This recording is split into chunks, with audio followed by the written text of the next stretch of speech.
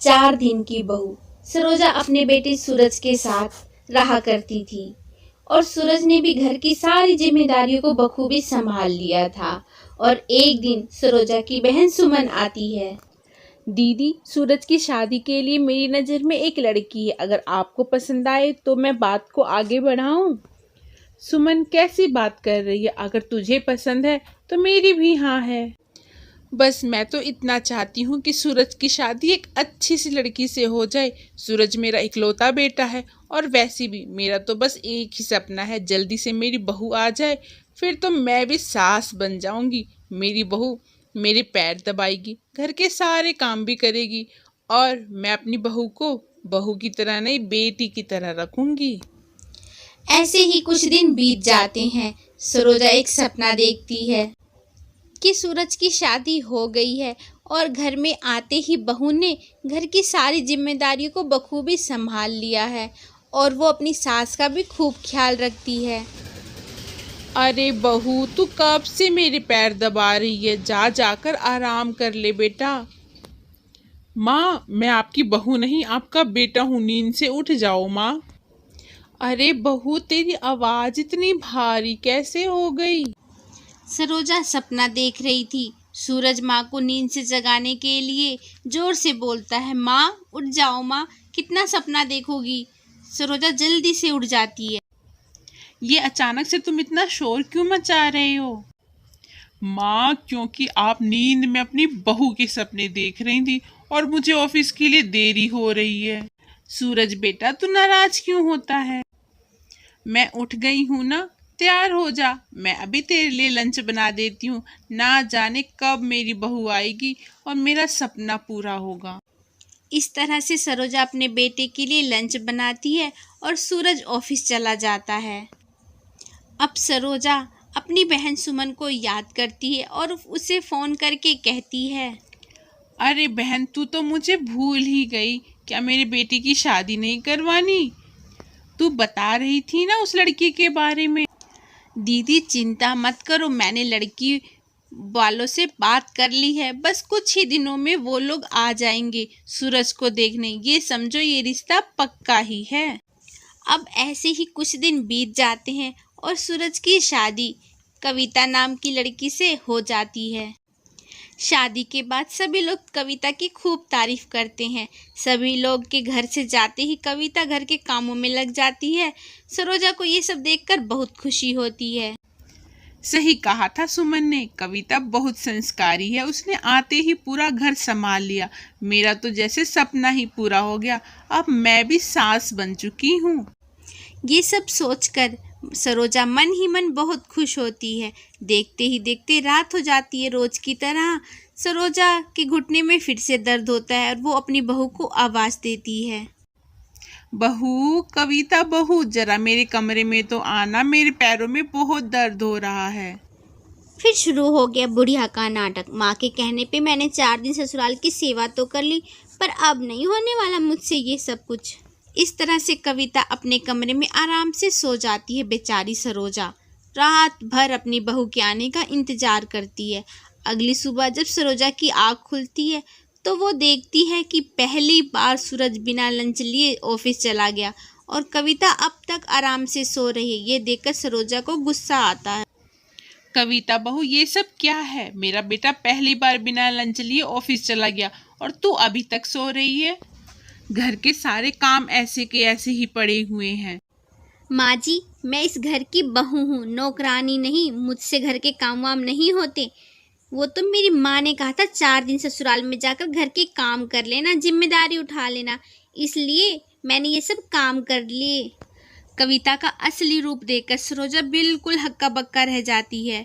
उसके सारे सपने चकनाचूर हो जाते हैं। सुमन, तूने तो कहा था कविता सर्वगुण संपन्न है, पर ये क्या है?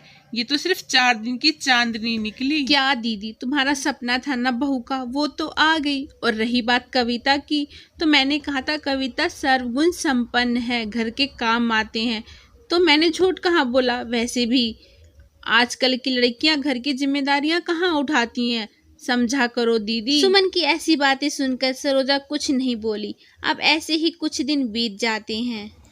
बेचारी सरोजा बहू के होते हुए भी घर के सारे काम करती है।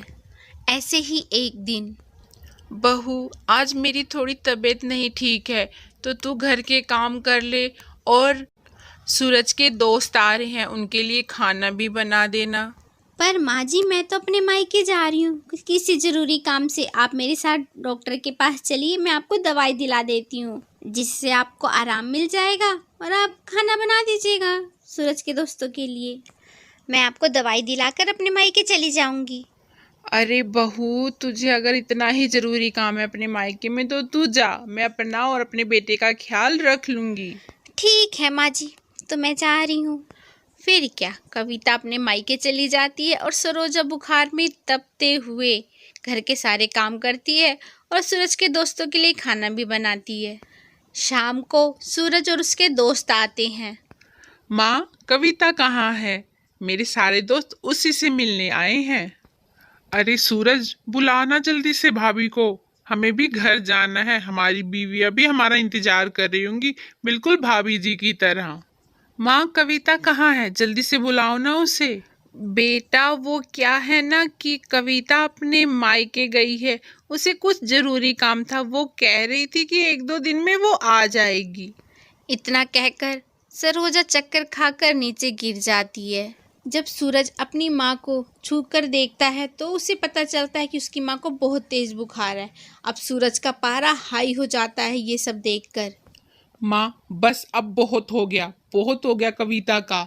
मेरे दोस्त घर पर आई हुए हैं, आपकी तबीयत नहीं ठीक है और वो सब कुछ छोड़कर अपने मायके चली गई। ऐसा भी क्या जरूरी काम था उसे? अरे छोड़ ना बेटा, क्यों छोटी छोटी बात का बतंगड़ बना रहा है?